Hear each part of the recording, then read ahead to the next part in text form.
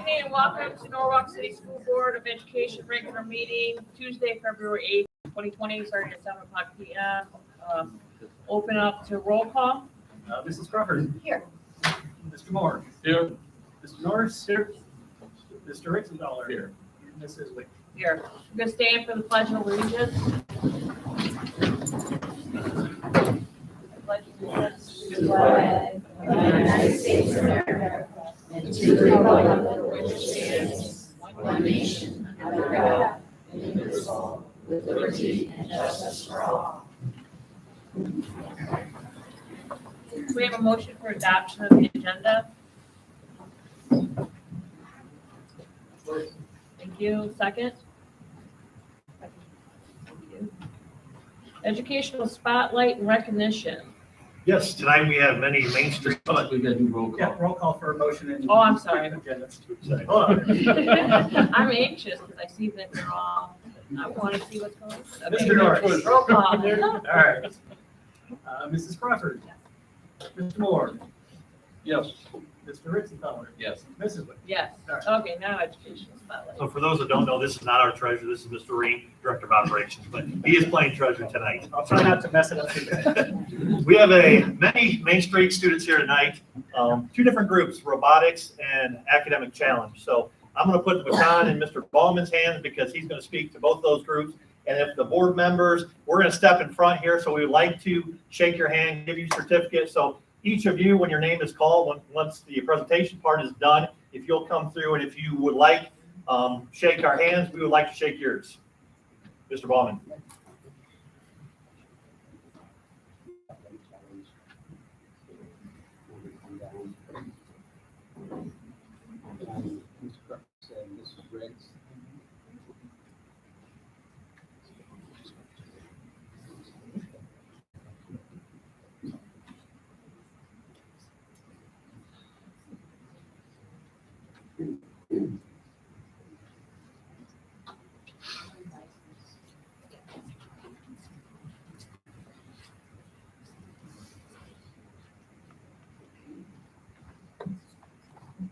Good evening.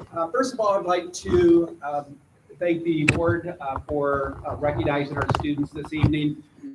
It's a very special time for our students because at the 5th and 6th grade level, we don't have a lot of extracurricular activities. You know, the athletics and some of the clubs don't begin until middle school. So any chance that we have that we can get our students involved in extracurricular activities, we try to do that. And I will tell you, I'm very proud of our groups here tonight, our robotics and our academic challenge teams, because they do very well. Okay, year in and year out, I'm very proud of their abilities and their performances at their meets and their academic challenge competitions. So this evening, it's my honor to help the board recognize our students, okay, for the great work they did.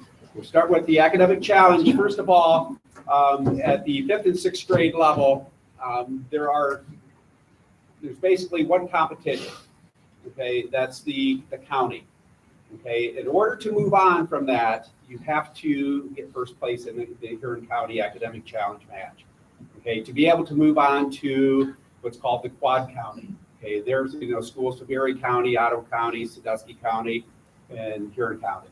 So in order to move on from that one competition, you have to place first. Okay, and both our 5th grade and our 6th grade academic challenge teams both placed first place in the Huron County. A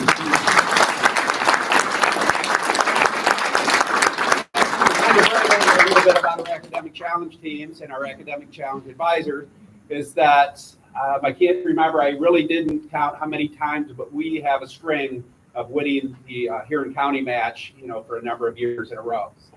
So we every year we have some stiff competition, but we get through and do very well in Huron County, as well as the Quad County. That's where the competition, it really steps up, and they each placed in that also. So very proud of that. So first of all, I'd like to introduce the advisors, Ms. Allison Crooks and Mrs. Stephanie Riggs.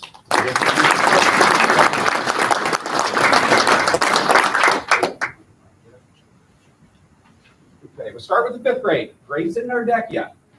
You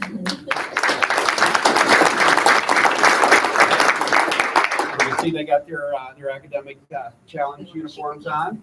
Makari O'Neill.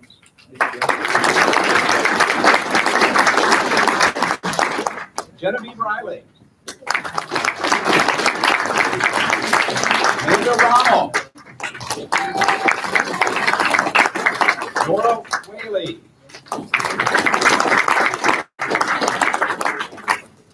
Okay, that's our fifth grade. Okay, sixth grade, Candy and Craig.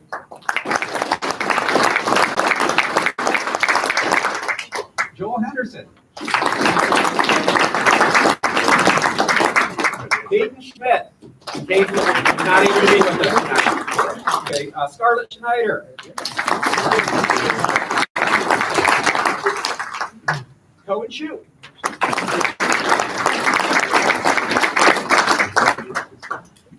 Miss Allison Crutz and Mrs. Stephanie Ray.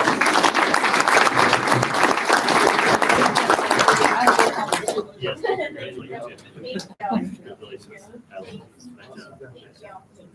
And one thing, last thing about our academic challenge teams, they do practice. Okay, they start out, they have to try out for the academic challenge teams, and they even have some outside reading that they have to do because a lot of the questions or some of the questions are based on a book that they had to read. So it is a lot of work. It's a lot of intense work, and they've done an excellent job. Very proud of them.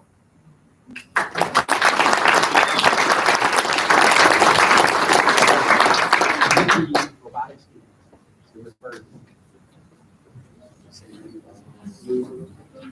They need room or no? They will. Okay. Let me, is it okay if I just go through their names and stuff first?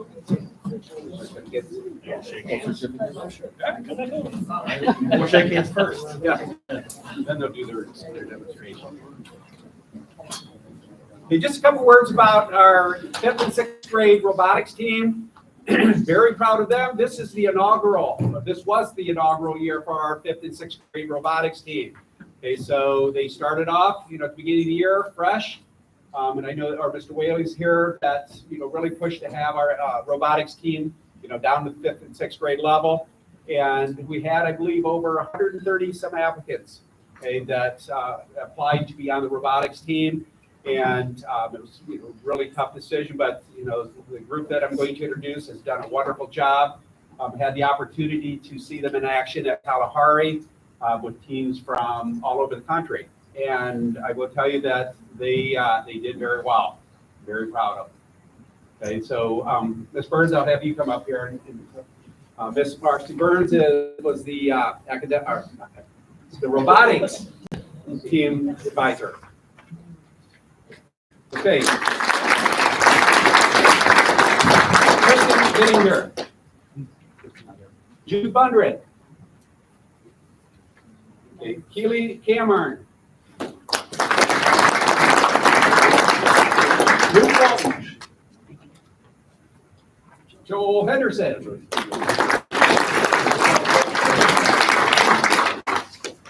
Aiden Kahn. Ashton Pope. Brady Ring. Owen Reeser.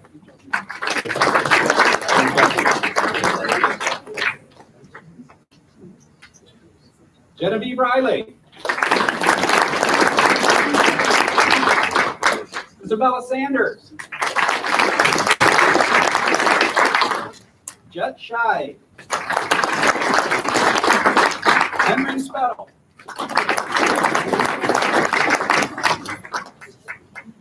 Nora Whaley.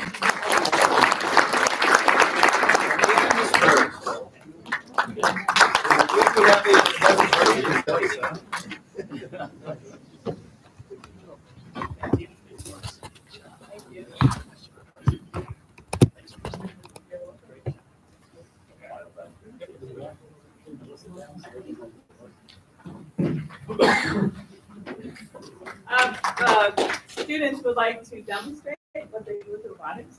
The XIQ program is the precursor to what they do at the high school level. And the focus of the building and the competition is on teamwork. So even when they're in a competition, they have an alliance with the team they're working on the playfield at the same time with. So they're scoring points together. So the whole thing is all about cooperation and teamwork. So we have 2 robots that are working. You guys want to go get them? And there's a different game every year that they play. So they have to design their robots to accomplish the tasks of the game. And so this is just a portion of the field, the playfield. The playfield is 6 feet by 8 feet.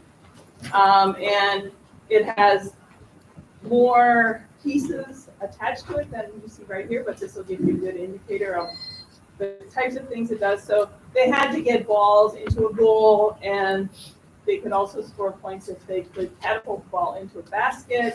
And in the last 10 seconds, they could score additional points if they could make their robot hang. So if you guys want to stand over here so people could see. So they're going to just demonstrate a little bit about what the robots can do.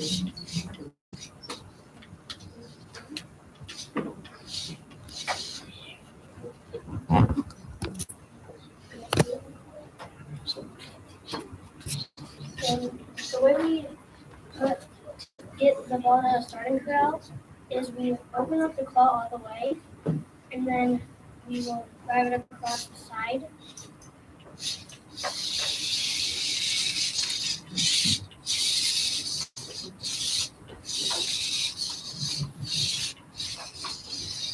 And then at the last 15 seconds. Okay, so to hang, we have to press E, and our stop over here with this motor. So let's stop, and then we will hang, and it will. That's pretty good. We usually do the hang at like when it gets to 15 seconds. We'll do the hang because it sometimes takes us a little while to do it. And then usually with our alliance team, they usually don't hang. So when we're hanging, getting those points, they usually try getting more points in.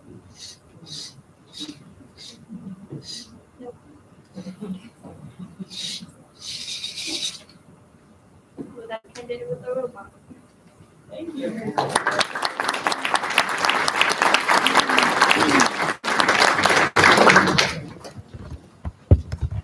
And this team took a little bit different slant on what their robot could do. Where the first team focused on being able to hang.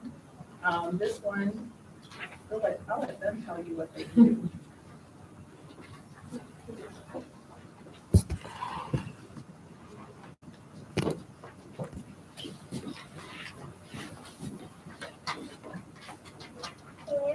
It's just it will come along this side.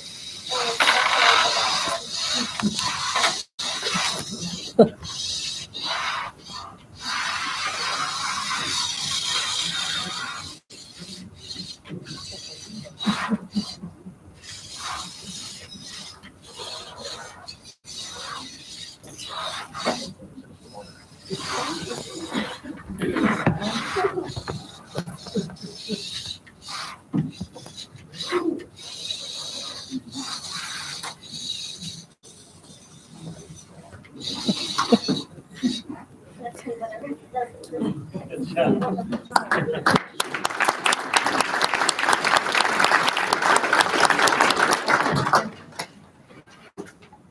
And we have one more contest, one more tournament, which is on the 26th of February, and it will be at the high school. Our first one was at the middle school, but they moved it to the high school because there's more space. And so if you want to see the robots in action from 60 different schools, then come on out about 10 o'clock and you can see that. Thanks.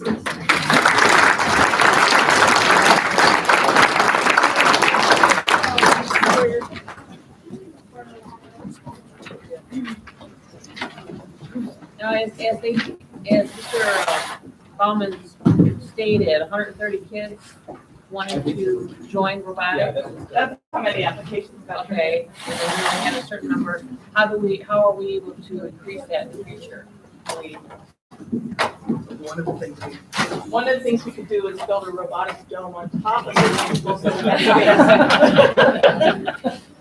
Space is the big issue. Okay, space. Space and funding. It costs Just so each we're team to get aware. into a tournament, it costs each, Okay, all okay. of the stuff that we have. Okay. We've been able to fundraise for all of our stuff, so it's been, as increasing throughout as we go Right. through. We want to increase it, so I think I think it's something we can take a look at. Okay. Things like that. Right. But yes. Okay. Ms. Redd, thank you. Special presentation.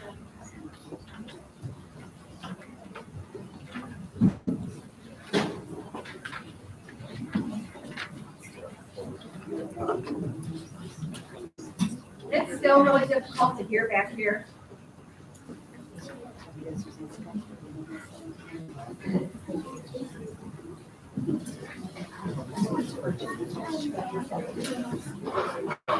Basketball games going on the computer tonight. You're in over play.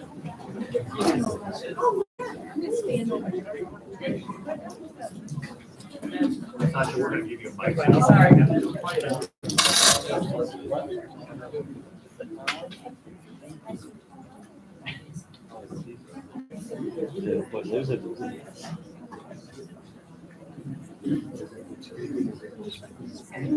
Thank you. I am Sancha Roderick, a member of our community, born and raised here, and I am so excited to talk to you tonight about what our policy already has. Release time religious instruction is in the policy, and we're excited to be able to offer a Bible-based character education as an option to any parents that would like to send their children to this. Of course, it would be off of school property, and you know, the school would not be teaching it, we would be.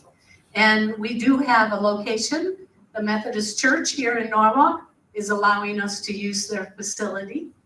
And they're already an emergency location for Pleasant Elementary. And we would like to start with the 2nd and 3rd grade Pleasant Elementary and give them this option for those whose parents would like to sign. Our steering committee is here. We have Lori Zieber, and we have Buddy Workman. He is our Huron County rep. The New London School District has a very successful program already running. In fact, they'll be the first one in Ohio to offer this to K through 12 and getting some college credits for it as well. We have Chris Ruth and Mary Tester, Jane Hills, and Bob and Susan Janik, and a couple of other members were unable to make it. But we also have our representative from Columbus, and David Hoover, and he's gonna show you a little video here. But I think Lori's gonna say something, and we'll just keep it to the basics. Thank you. Hello, my name is Lori Zieber. I've been in education for a good portion of my life as a former teacher and school counselor and an administrator of a small school.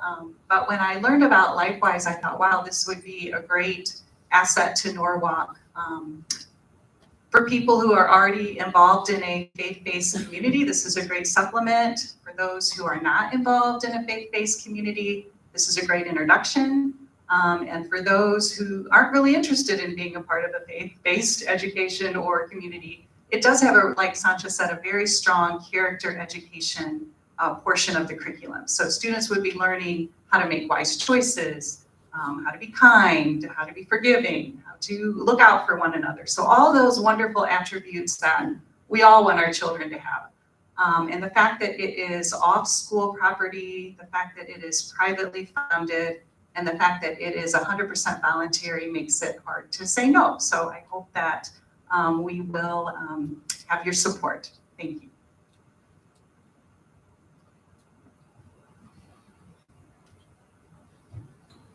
All right, I'll start with a quick video to intro a little bit about Lifewise. When we gathered in my living room, to really pray, how could we reach kids in our own community? We learned about Lifewise, heard it was an option, and said, let's do it.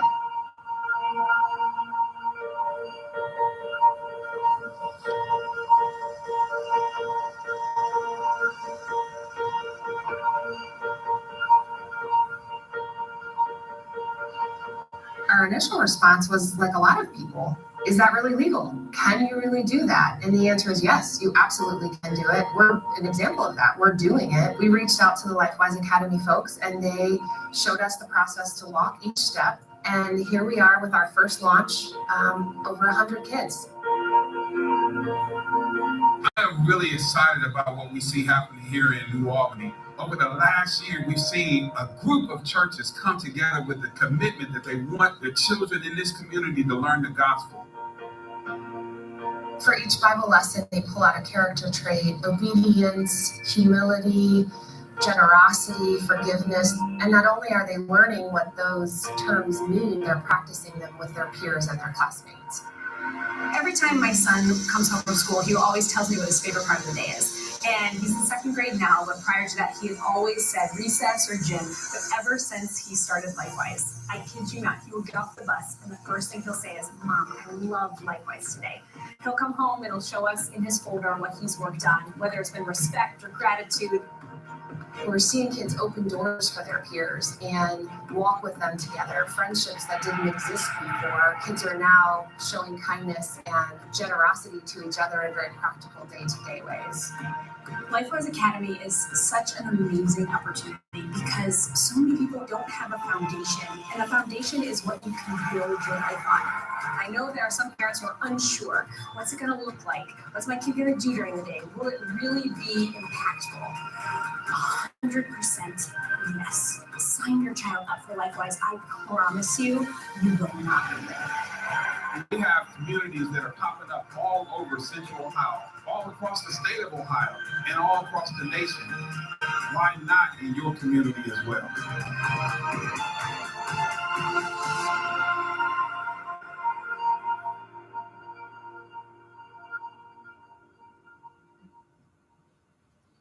All right, so my goal is just to give you a brief introduction about our history as Lifewise, how and why we got started, and answer any questions that people may have. So Lifewise Academy is a release time religious instruction. As Sancha indicated, it is a board policy that's already on the books here. So it would not be a new policy, but just in case you've never heard of that or didn't know it was a policy, it states that students can be released from the school day for religious instruction as long as it's off campus, privately funded, and parents give permission. An example of this program, and really what started Lifewise, was in Van Wert, Ohio, a little rural town on the west side of Ohio near the Indiana border.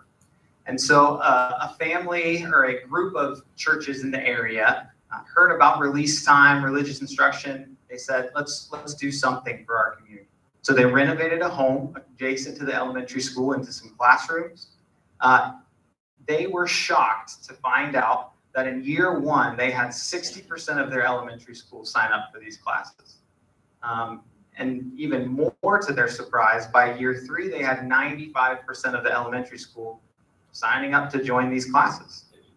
So they went ahead in 2018, built a high school and middle school facility and began middle school classes. Now our story, Lifewise Academy was officially a thing in 2018. The riddle that this group in Van Wert asked a ministry in Columbus to help them solve was, we know that this is legal. Release time is on the books in 60% of Ohio schools already. We know in 1952, the Supreme Court approved the ruling that states that release time religious instruction is legal. We know that it's impactful because in Van Wert, we had 95% of the students coming to this program and not that many kids that attend churches or were involved in faith by any means. So their question was, why isn't every community doing this? Our answer was that communities need the tools. And out of that, Lifewise Academy was born. Since 2018, Lifewise Academy is now in 35 school buildings, 27 different school districts in Ohio and Indiana. Also here in Huron County, I was told that all nine schools in Huron County are somewhere in the process, whether seeking school approval, already running a program, or just gauging interest. So all of them, at least one person has expressed some interest, and many of them are further along and looking to launch a program starting next fall. So who benefits? The why we exist. Students benefit. We have research that documents that students participating in RTRI programs do better academically and have fewer behavioral problems than those who do not. Schools also benefit. We see improved academic performance in the schools that we have programs already. Mental health and classroom behavior is also improved, so the school is benefiting from this as well. And then just like in Van Wert, Ohio, communities benefit.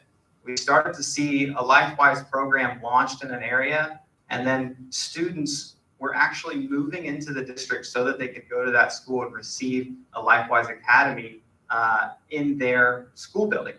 And so up in Defiance, Ohio, we actually had a neighboring school say, hey, we're losing students to your school because of Lifewise Academy. And they contacted us and said, how quickly can we get a Lifewise at our school? Something pretty neat that communities are seeing some of the benefit. So how it works, number one, we keep it legal. We know that it is federally legal. We know that the release time policy is already in place. Number two, we keep it simple. We're not going to get into doctrinal statements or bogged down by some of the finer points of religious doctrine. That's not what our students are learning about, and we keep it practical. We want students to walk away from each Bible-based character lesson with an action step. We want them to know what responsibility means, what it looks like in their classrooms. So we try to keep things as practical as possible in our curriculum. And then we are happy to answer questions if there are. I got a few. Yeah. Sorry. Okay, so is this just during one class period of time? Can't hear you. Sorry, this just during one class period of time? She asked if it was during one class period. It is typically in all of our programs. It's a little bit different. It's dependent on the elementary school schedule. It's usually run as either a special in a rotation, or it's during maybe an intervention time or a library time, if there's a study hall, something like that. So once a week is typical. Typically that one period of time then? Like Yes. One class period? Yes, sorry. usually? Yep. From what I understand, it's not a set time, but that can be determined based on what is structured by the school. Sorry, if you can't hear me, I'll try to talk, sorry. So if I'm looking at the board policy. Not clear. Sorry, I'm sorry. Usually I'm too loud. So I'm looking at the board policy and it states that it cannot disrupt any core curriculum subject courses. So with that being said, you have enough time to have the child transported and back and still getting a meaningful amount of time without violating that. That's in our board policy. Yes, that is correct. We would have to do that, yes. What happens if the bus breaks down? Good question. I mean, ideally, there are lots of churches involved. A lot of churches have resources, vans, that kind of thing. We do require any bus driver that drives for Lifewise have a CDL license, even if it's not a CDL vehicle. We could get another church van in a pinch to move them back to the school.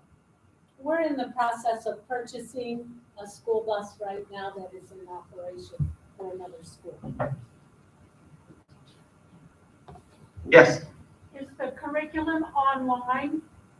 The curriculum is on our website if you do want to take a look at it. Yeah, we have a branding agreement with the Gospel Project curriculum.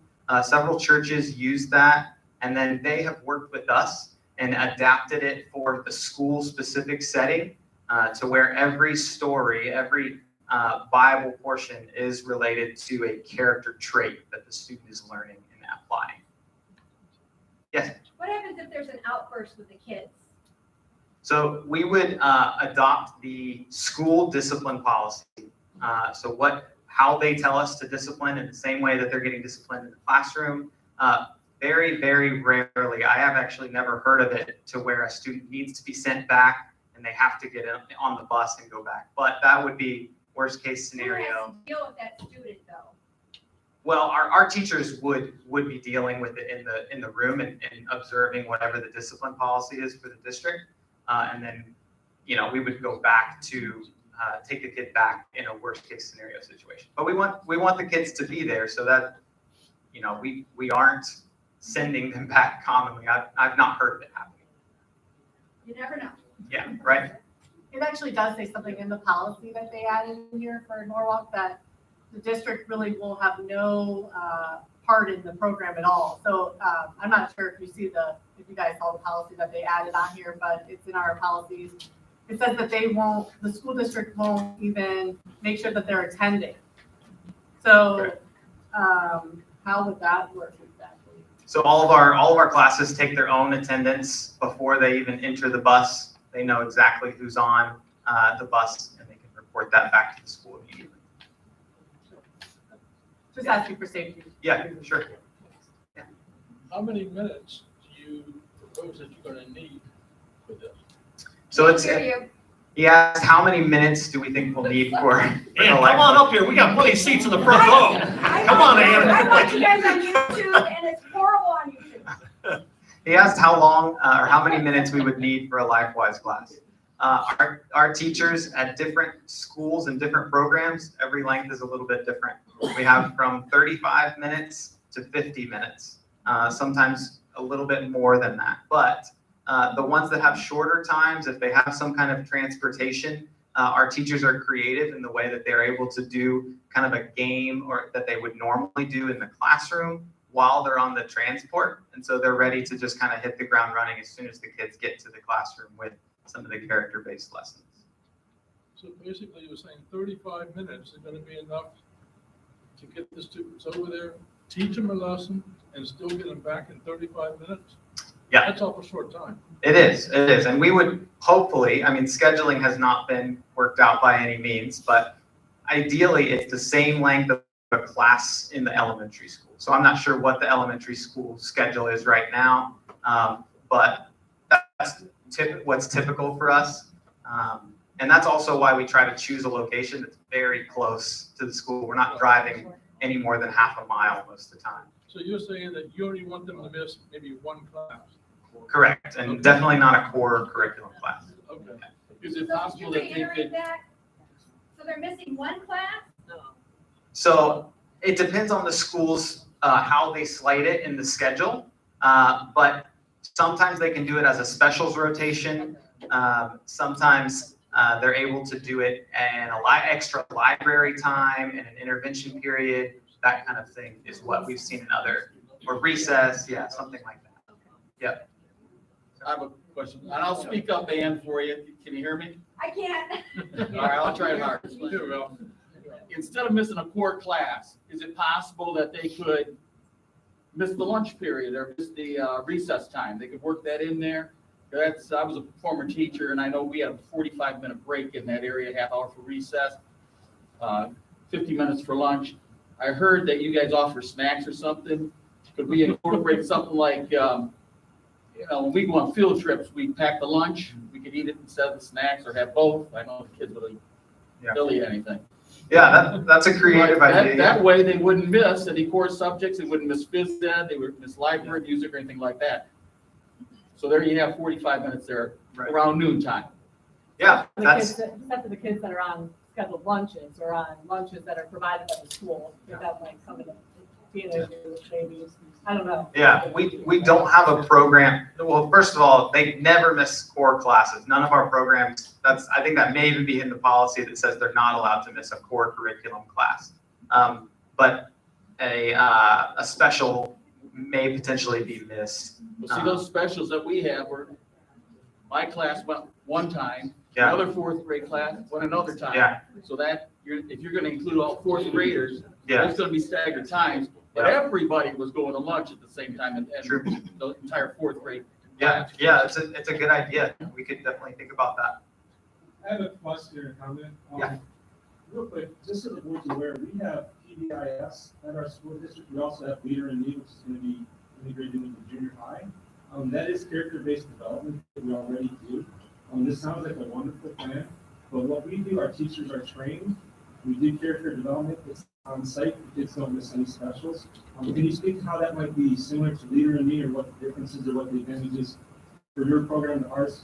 It seems like our kids leaving the campus, getting fed could be an issue. If we're already doing it in-house and we've already invested in our staff, I'm not sure why, and again, I'm not talking about growth as a teacher, kids leaving the campus, coming back and stuff, that's struggling as a field trip, that's an issue. But if we've already got stuff in place that we started as a district, I'm not sure how this is any different, or why maybe this can't be an after-school program at a parish or something like that. Sure. I'll start with just your last little bit there. An after-school program, Lifewise Academy is a during-school program because we believe and we know of several after-school and before-school programs that are done by churches. We want to be during the school day so that every single student, regardless of transportation or funding needs, they have access to it.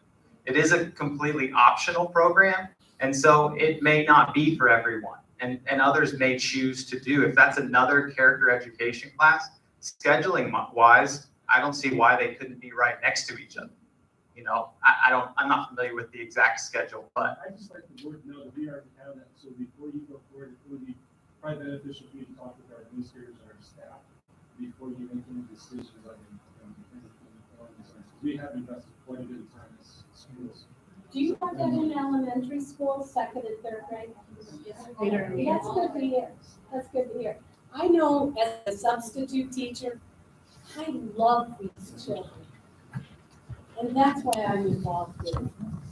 And I think they can use more and more support, more and more character building.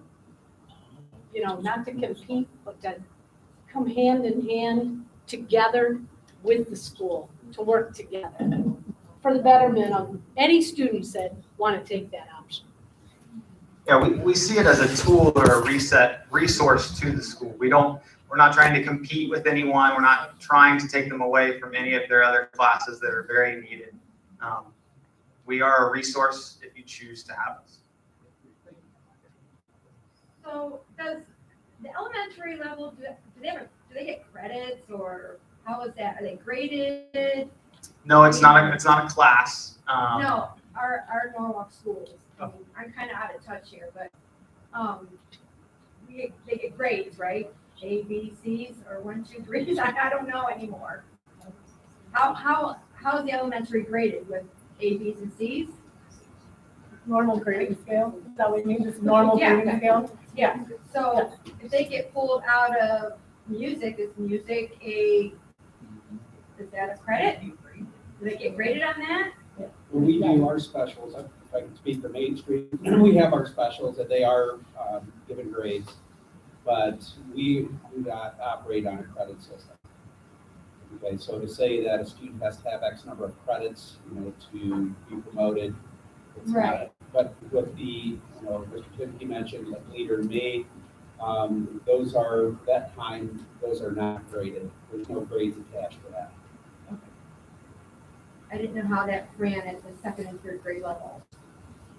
Yeah, I can't speak for second and third. But is Leader in Me, isn't it done pretty much in every class though? It's not a taken out special. Isn't Leader in Me being done with every teacher? Ours is done at the end of the school day. There's a half hour once a week that is dedicated to Leader in Me. Yeah, question. I'd like to ask the gentleman in the back. What's that PDIS that you talked about? It's character development. Positive behavior intervention supports. Okay, thank you. And that is actually state mandated. And we've been doing that for many years. We're incorporating Leader in Me into our existing PBIS, not the other way around. Okay, thank you.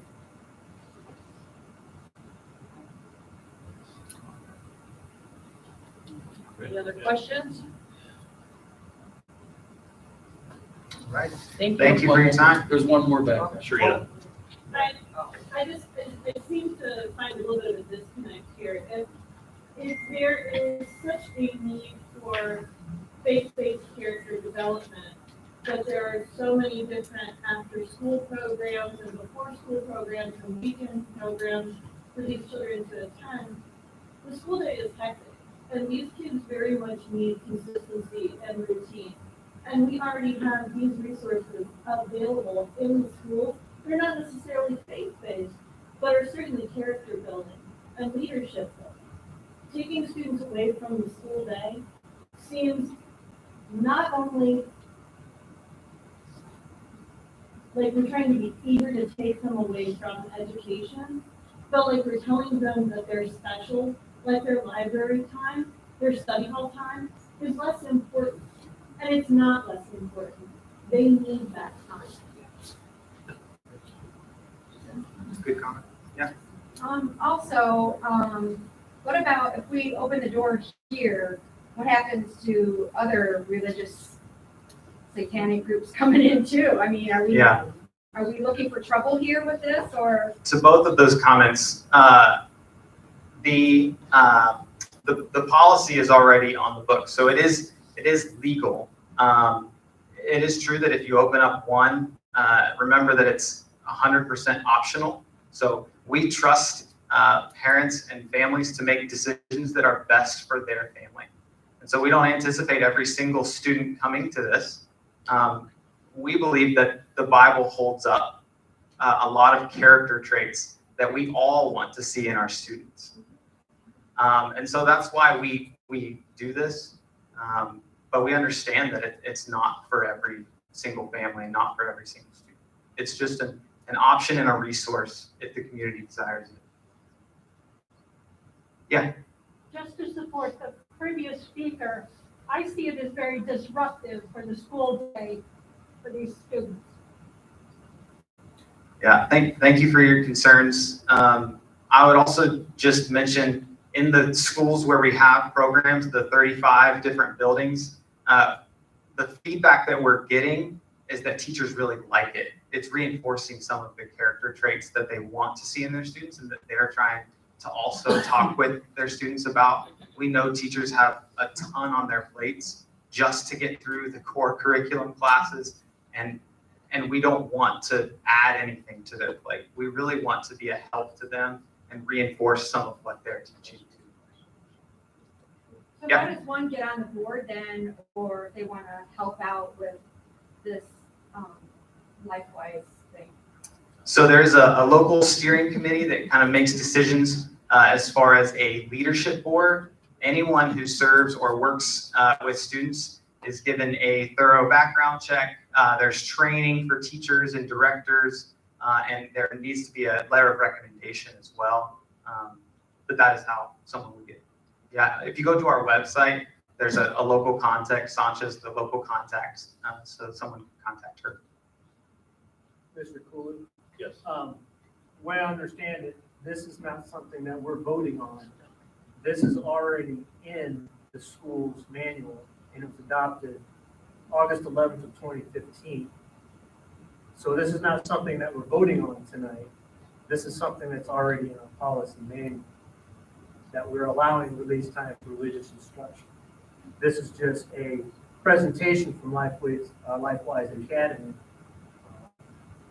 for this. It's already in our manual. This is something that was done 7 years ago. So that part is correct.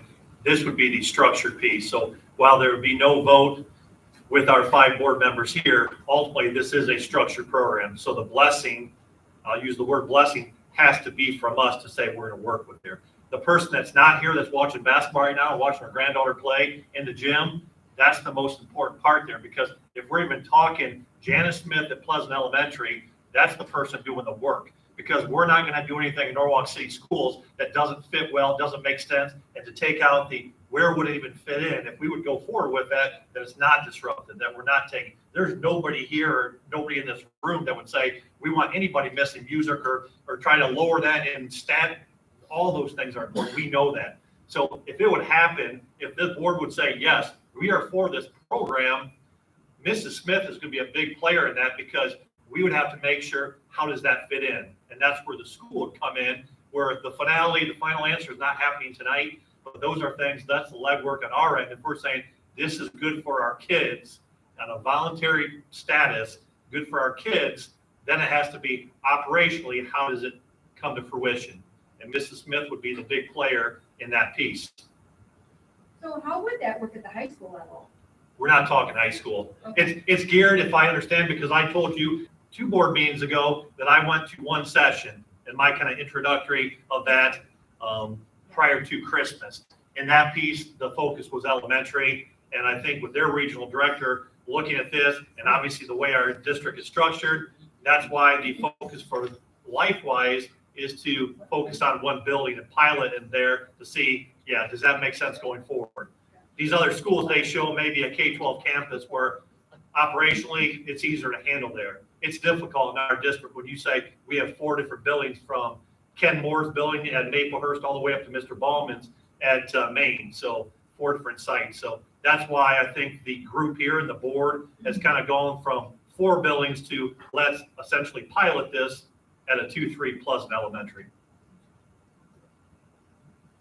Mr. Cooley, has she been aware so far? Oh, she's been in communication, but because we're not at that next step to talk through and how that works. But master scheduling, anybody who's worked in school setting, that's a difficult piece.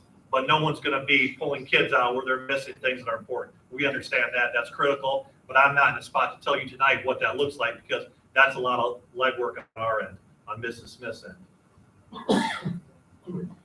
How many students do you need to get this program started? There's not a minimum number. I mean, we start in some schools in Whitehall, for instance, in Columbus. They started with, I believe it was just 15 students, different grade levels. And it grew significantly. By a month in, they were up over 50 students. So it grew fast, and I think they're over 100 now. I'd like to have Janice have a, some kind of an estimate so that she knows to even try. I mean, why waste your time making up a schedule if only 5 kids isn't going to make it? I mean, I want her to know how many kids she needs to provide for you. It also looks like we can't promote it. So it looks like you are going to have to figure out how many people are going to be interested on your own. So you've opened with other schools. How do you do that? Because we, as a school Allison, I district. can't hear you. I'm sorry. I'm sorry. Can you We, elaborate? from what I'm reading, I'm just trying to If I catch up. can't hear it, you 2 can't hear it. I'm just saying. From what I'm reading, we can't promote it as a school district anyway. We can't promote it, we can't tell the students, we can't tell the families. I'm kind of catching up as we go. So if we can't do that, how do you know that we can even get it off and running? Because I think, like Mr. Cooley just said, I don't think he wants his administrators struggling, trying to fit this in. And I understand that it's already adopted, but trying to fit it in all for what? I mean, I think we need to know if there's public interest. Sure. Yeah, but before we talk about a timeline of when is it going to start, does it make sense to start at the beginning of the year? Does it make sense to wait a month or start in January? We have some schools that do that. Whatever works best for the school and for the schedule. As soon as there is approval for Lifewise to move forward, we start accepting permission slips. So it's on our website. It spreads word of mouth because we're not allowed to promote it at school. And students and parents that sign their kid up when they hear about it on our website. We've already had like a interest list already signed for Norwalk. Families of 100 families so far that have officially signed. Others are interested as well. New London's already in operation, but you could answer questions maybe for, just as an example, you could talk to someone in New London, to see the success of their program. Thank you. Thank you, David. Thank you.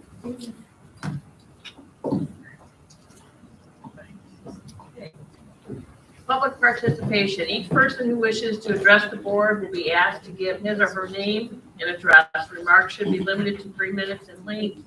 If after everyone who wishes to do so has had the opportunity to speak, additional comments can be made up to a total allotted time of 30 minutes.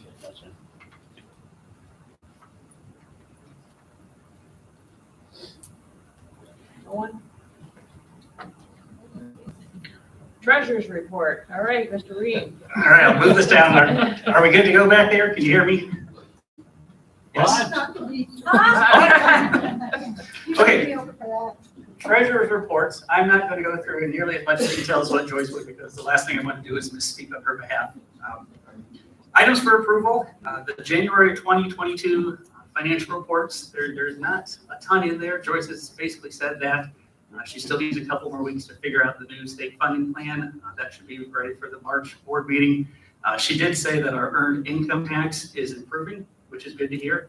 That one is one of the district incomes that does go up and down based on the economy. So that does mean that either people are getting back to work or wages are increasing in the district. So that's good to hear. Number 2 there, waive the reading of and approve the minutes for the organizational meeting on January 11th and the regular meeting also on January 11th. School bus bids. We've received additional funding from the state, which is good news, to purchase an additional 3 school buses. That program went away for a while and it came back last year, I believe, and it is back again this year. So our allocation is $156,701. Estimating the price of buses, that should be somewhere between 50 to 60% off. Yes, that's a good deal. Being able to buy 3 buses helps us stay on track for a replacement cycle. A district our size should typically do 1 to 2 buses a year. And since we did take some years off, getting 3 this year helps out with that. 2 board policies there to approve. DJFR is some minor changes to our purchasing procedures. Those are for items over $10,000 is where those changes are coming in. And DECA, simply add some language onto some of our bidding and contracts that we need to have approved by the board. Again, those are 2 minor changes there. We have 2 employees requesting family medical leave listed below. Joyce is asking for approval of the language you see there in number 6, the prior, continuing, and future use of ARP ESSER funds for for avoiding staff layoffs and providing continuity of educational support services. That helps her with audits from the state. Last 2 items, high schools at work stipends. Paid to Sandy Stewart and Will Kish. And number 8, continued donations from the Schlink Foundation, $2,000 for NHS Book Club and $58.50 for high school robotics. We are very lucky in our district that the Schlink Foundation continues to support our programs. And those are 2 very worthwhile causes there. So for lack of details, that is the treasurer's reports. Thank you so much. Can I have a motion for approval for treasurer's report items 1 through 8? Thank you. A second? Thank you. Any discussion? Food service continues to look very good. Carrie was back there. Carrie, she is here. Where is she? She's hiding. There she is. Thank you, Carrie. Yeah, what an improvement. Yeah. Thanks. Roll call? Okay, Mr. Norris. Yes. Mrs. Crawford. Yes. Mr. Moore. Yes. Mr. Ritzendahl. Yes. And Mrs. Wick. Yes. Personnel? Yes, items for approval. We have the resignation of Keith Blakely, one of our top bus drivers, as addressed by some here. We know that. We hope to have his return back to Norwalk, but made a family business decision to drive elsewhere, and I hope he returns as a trucker here shortly. Employment of Caitlin Gregel, that's a speech and language pathologist. Jennifer King and I interviewed her, very impressed with her. We are adding to services based on SLP, who's on maternity leave.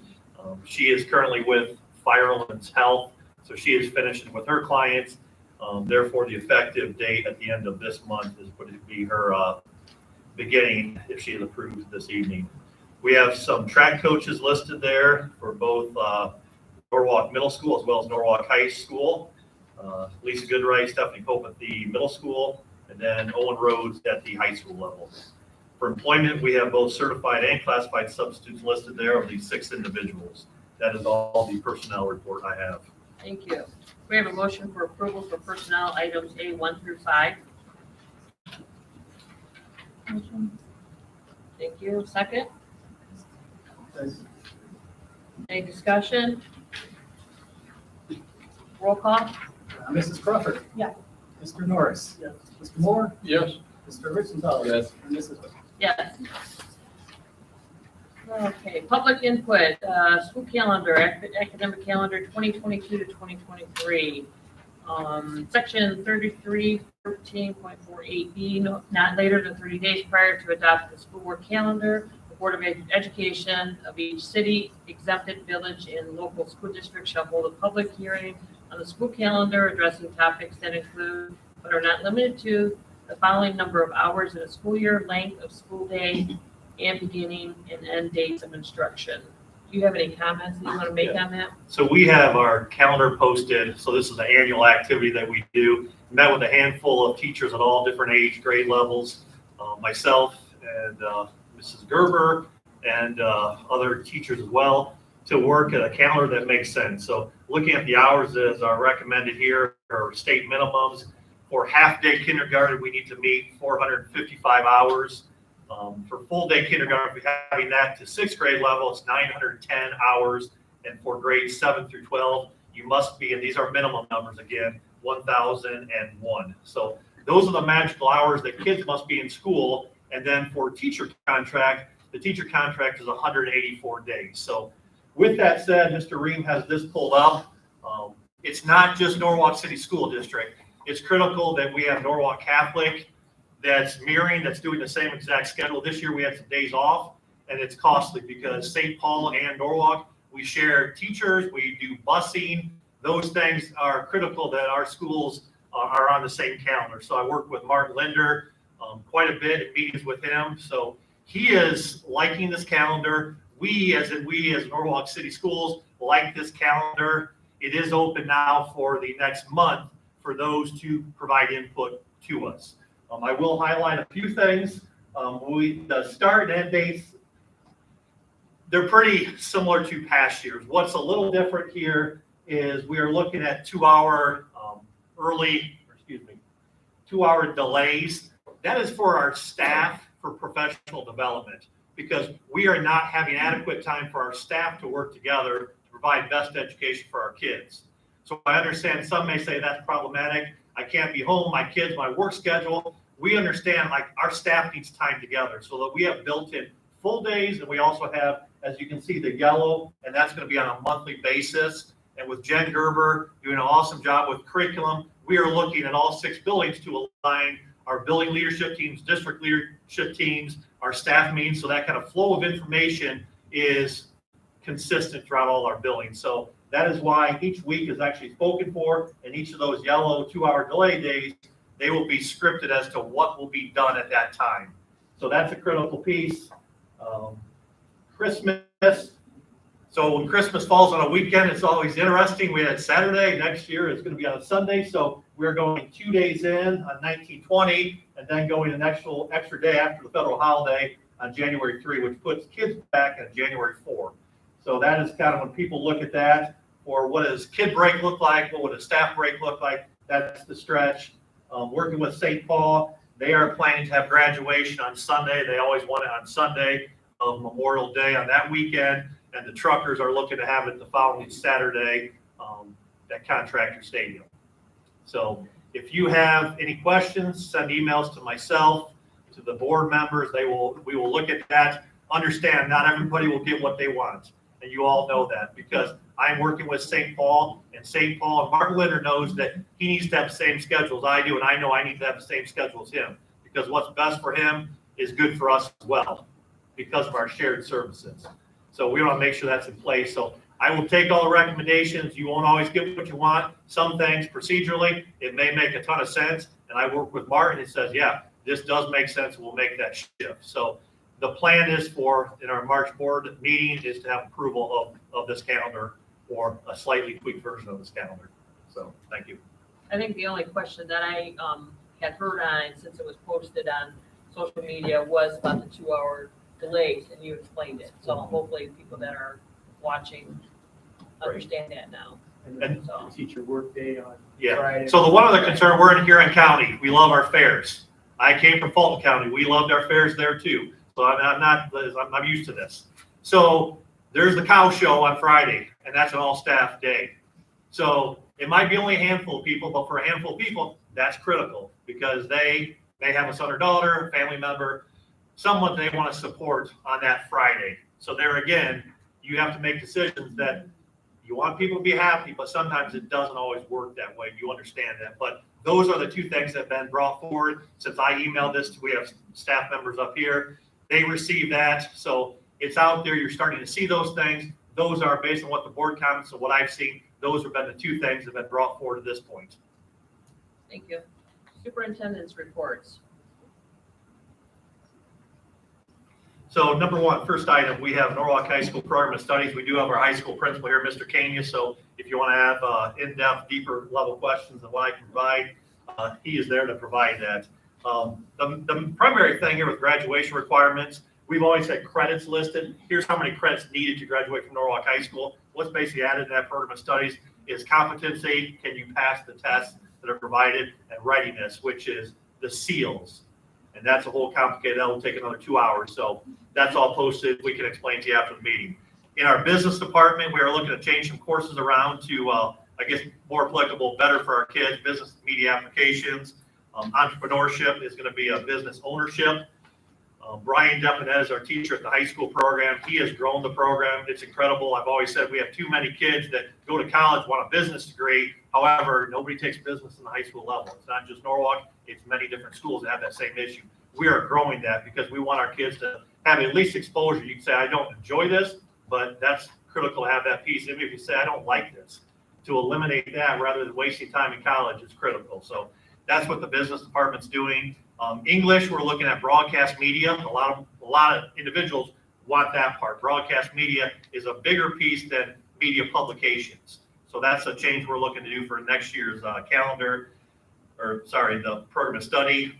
With math, we're looking for Math 1151. That's a CCP course. We're switching that to AP Calc BC. Science is essentially a language change. Integrated Science 1 and 2 will be now called Life Science 1 and 2. And the last one, maybe the most interesting piece here, I'll let Mr. Kania speak to it if he needs to add to that, is Spanish for heritage speakers. As you know, our population of Spanish speakers is growing, and it will grow based on who's coming to our city. We know that. Our Spanish teachers said, we have kids taking Spanish 1 and 2 that should not be in there. There's another way to teach these kids than what we're doing here of kids coming through are taking Spanish 1, 2, and being very rote with that sequencing of 1, 2, 3, 4, Spanish 5, or an AP. This is going to address those Spanish speakers that they come from homes where they hear Spanish all the time. And that is a different learner than what we're doing. So essentially, this is year 1 for us at Norwalk High School, but we're looking year 1, year 2, and then those individuals could feed into a Spanish 4, Spanish 5, and or AP. So, Mr. Kania, what did I miss on any parts that could be explained? I couldn't do any better myself, almost like you have experience. So, number 2 is simply what we did our last board meeting. Owen State, it's the CCP agreement. Some universities want this, but it establishes price points for if our teachers teach it at Norwalk High School, if our kids go to Owen's campus. So that is strictly that. That's an agreement with them. If we have individuals that so choose to go to Owen's as CCP coursework. The third and final superintendent report item is basically getting acceptance that our board will follow through that we are going to be a member school with the Ohio High School Athletic Association. For those not familiar with it, I think there's approximately 820 schools that are member schools at the high school level and a handful more that are middle school based. So probably 850 that are considered OHSA schools. So with acceptance from the board tonight is basically saying we'll follow the rules set forth by the Ohio High School Athletic Association. A couple sidebar points that have recently come out is the emerging sports. You may have seen girls wrestling and boys volleyball, which means they're not going to have the full extent of OHSA backing yet, but they're basically exploring that. And met with the executive director last week, and he says girls wrestling that's a massively growing sport. 700 girls currently in the state of Ohio that are wrestling. So you can hear that, and you're clapping for that. So boys volleyball, he's predicting will be a little slower go across the state, but we think in a handful of years, OHSA might be running that. It might be not just a coaches association leading girls wrestling, that we will have massive numbers. So Some of us are puzzled by that. A lot of us are excited by that, like more opportunity for kids. So we don't have to necessarily say yes or for that. We can, again, evaluate where our kids are. Do we have the kids that want to participate? The bottom line with that, like with girls wrestling, is ultimately they may wrestle with the boys in the normal season itself, but at the end, there will be a girls-specific tournament. So you'd have to say, I'm going to the girls' state tournament, even though it's led by Coaches Association, or I will stay with the boys and go through that route. So the trivia question I think that was offered last week was, how many girls have made it to state? I think the answer has been one. So since wrestling's begun, one girl was top 4 finisher at the district level and appeared at state. So that's impressive. So anyways, that's what you say, report. Thank you. Did you want to mention when volleyball will take place during the school year? So volleyball, boys volleyball, they're actually looking to have that in the spring. So girls wrestling would mirror the boys. They're looking at guys volleyball that would be potentially pulling boys. So if you're a track coach or baseball coach, you might be nervous because now you're saying, if I'm a small school, can I produce enough athletes that can do that if there's a conflict? Or I can say, can I play both? Because we have athletes that actually play 2 sports. You have to pick your primary. So if it's a conflict with the secondary one loses. So typically a primary for most is a team sport, but not always. So boys volleyball, if we would ever get to that point, that would be looking at the springtime with generally guys feeding into those 2 other sports. We actually have an event coming up at the end of the week, right? With the boys playing against each other for volleyball. So we get Yeah, that's a little different thing. Well, I know. That's a fun Spirit Week item, so. If you see that, we might not want to start boys volleyball in Norwalk. So yeah, maybe don't come there for your Check data. it out and scout out, then we'll be able to tell. But anyways, we have a motion for approval for our superintendent's reports, items A, 1, 2, and 3. Thank you. A second? Second. Thank you. Any discussion? No, I'm really excited about the girls wrestling. Sorry. I've seen some girls that when we were at the high school, I mean, mostly boys, but there's girls wrestlers and they're kicking some tail. So nice to see it in Norwalk. Okay, roll call? Mr. Norris? Yes. Mrs. Crawford? Yes. Mr. Moore? Yes. Mr. Ritzendale? Yes. And Mrs. Witcher? Yes. Items for information, Evolve News. First of all, I want to thank the board for the opportunity to serve on the board of Evolve. I was excited. Last week was my first meeting, and I was excited to see that they are looking ahead to provide career tech programs for students. There's 2 new programs that are being established here for next year. For the 22-23 school year, they're going to have a food productions and deli operations program, and that will be offered in addition to the traditional culinary arts. On the adult side, they're going to be one step closer to introducing a training program that will help the local companies meet the local need for the HVAC installers. Another program that it was announced today in the paper, I know Lisa's been anxious to do this, so maybe I should have her do it. But they have started a driver's ed program. That's been suspended since 1990, I believe. They have it for 16 students. You must be a student at Evolve to do it. They put it in because so many students were doing the program and not being able to go to work. So they're starting out with 16 now. Hopefully that will get. Another program that I don't think any of us were really aware of. They have a Saturday enrichment program for grades 1st through 9th grade. And they encourage students to take that so they can see what their interest might be. So when they go to high school, they can go up there and get involved with the program. I think it's a great program. It does cost, I think I saw $40. They got everything from taking pictures with a cell phone to computers, cooking, you name it. And I have a pamphlet that's probably 3 pages long. So I don't think it's very good. Applications are not being accepted at the high school. As of last Wednesday, they had 640 applications. This time last year, they only had 440. I think that's a great improvement, and I'd like to see it keep it up. Thank you. That Saturday in Richmond, is that a one-day event or is that like a progressive thing? Like in February, there's two things in February. One is like every other Saturday, the other, so like 2 Saturdays at one month. So if you pay $40, that would cover those both days? Or Yes, yes. Okay. Thank you. Now you know why I was so excited being out there, huh? It is, it's different, Oh, yeah. it's a different world, and, so I always said, if kids are unsure what they want to do, college isn't for everybody, go learn a trade, and there's jobs all around our area, that are in need. Legislative report, Joyce isn't here to answer that, and I haven't followed anything. Nothing major for out there this month. Thank you.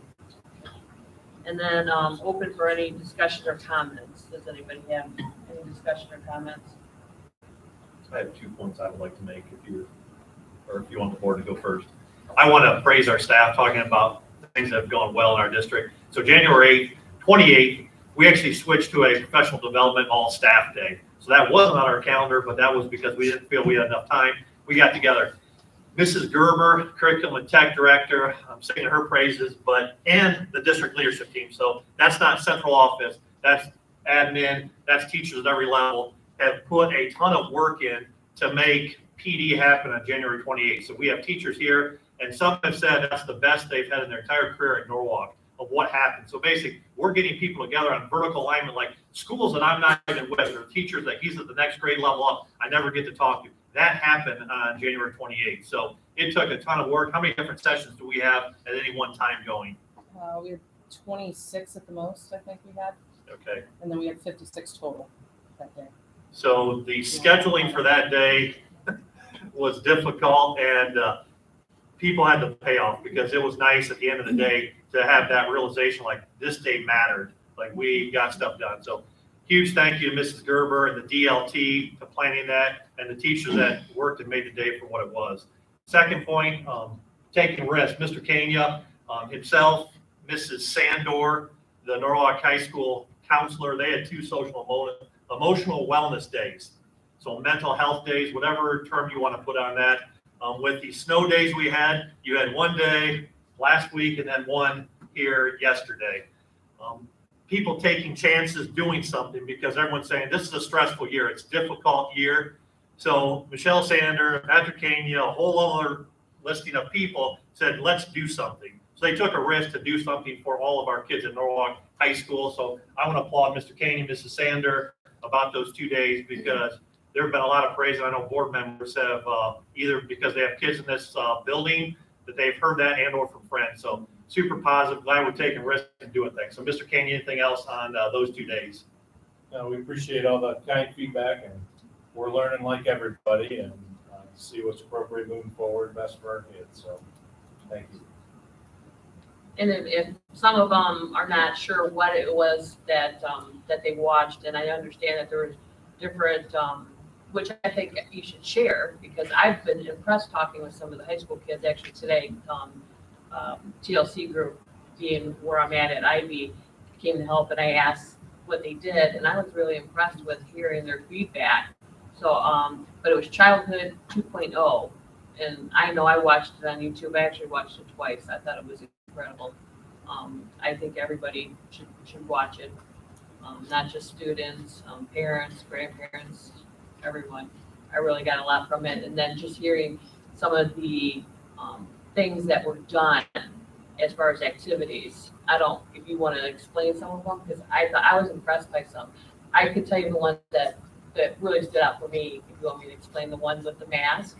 Well, we're still doing our survey follow-up, and we're gonna have data that we collect to see what impact we made. So we're still digesting the dates, you know. I'll probably have a more in-depth either in a couple months from now, or a month, once we see what our payoff has been. It was very positive, and just a short period of feedback that we've had. It was our best attendance days of the year. Okay. And then I also have something I want to say. Things in the past as far as, personal, whatever, I'm here to do the best I can as far as working together with everyone. I'm hoping that things that have happened in the past, that we can agree to disagree, water under the bridge and move forward and focus on our students. That's what I signed up for. That's what I was voted in for. And I will 110% work with everybody and hope that we can continue to have those communication. I'm happy to hear that. Change the seating arrangement up there. I'm happy to see that, Mrs. Wick. But I do want to say I find it disturbing when there's comments on Facebook that are derogatory, and they're very disappointing. But we could have had unity a long time ago if it was allowed to be there. That's fair, but we can have it now too. And I think it takes all of us, every single one of us.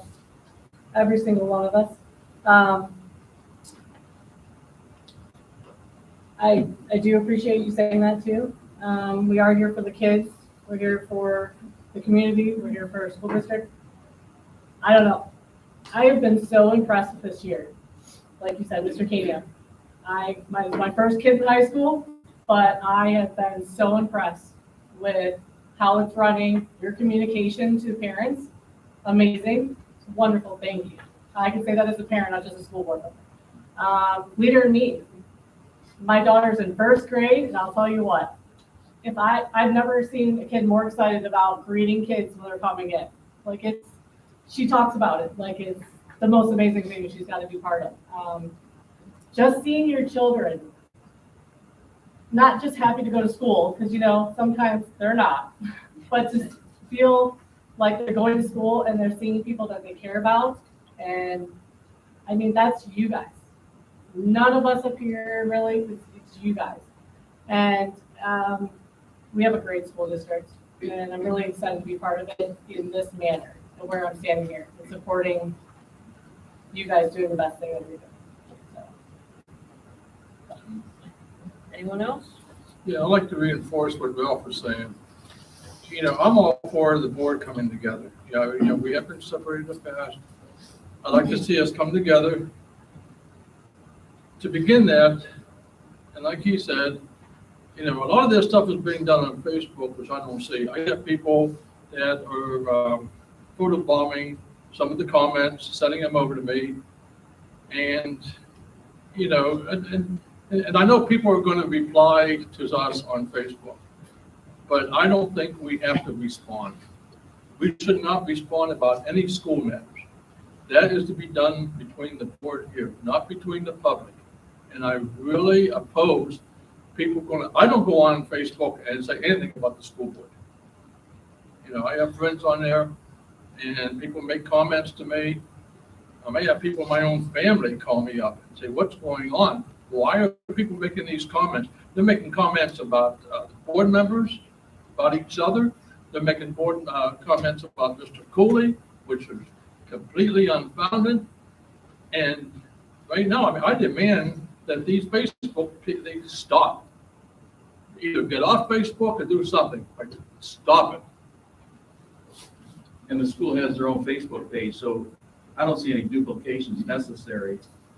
If the school has something to release, it's released on their Facebook page. Other people can't stop it, but I think if it's school related, it should be kept on the school Facebook page only.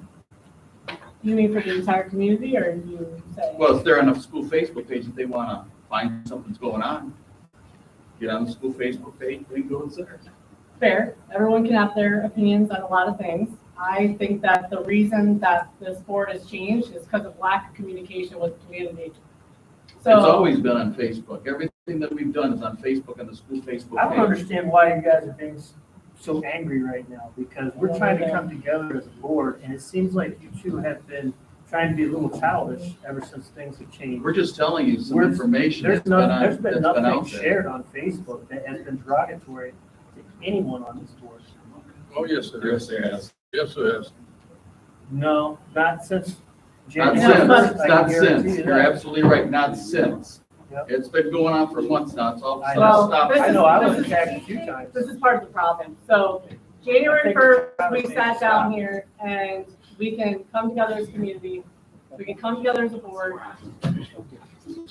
I As call you for a see, motion to nobody- adjourn. I do want to bring up the policies that Allison brought up last month. It's something that we shouldn't really discuss at board meetings because it'll take forever for us to go through. So we are going to work on trying to have work groups to go through the policies, kind of in a way, negotiations, the way going through a policy book, because it appears that it hasn't been done. So we What will. legal counsel are we gonna use? Any, No. Oh, for. any, or let's be, which one are you gonna have? For the policies that she brought up. The policies, you wanna make a change, you have to have legal counsel. It's not to make a change, it's just to Do the review and. Well, that's correct, but they Well, go into that. We'll have to make a phone call to our attorney then. Have them on. I can talk to them. So, a motion for adjournment then? So moved. And second? Second. Roll call. Mr. Richardson? Yes. Mr. Moore? Yes. Mrs. Crawford? Yes. Mr. Norris? Yep. Mr. Yes.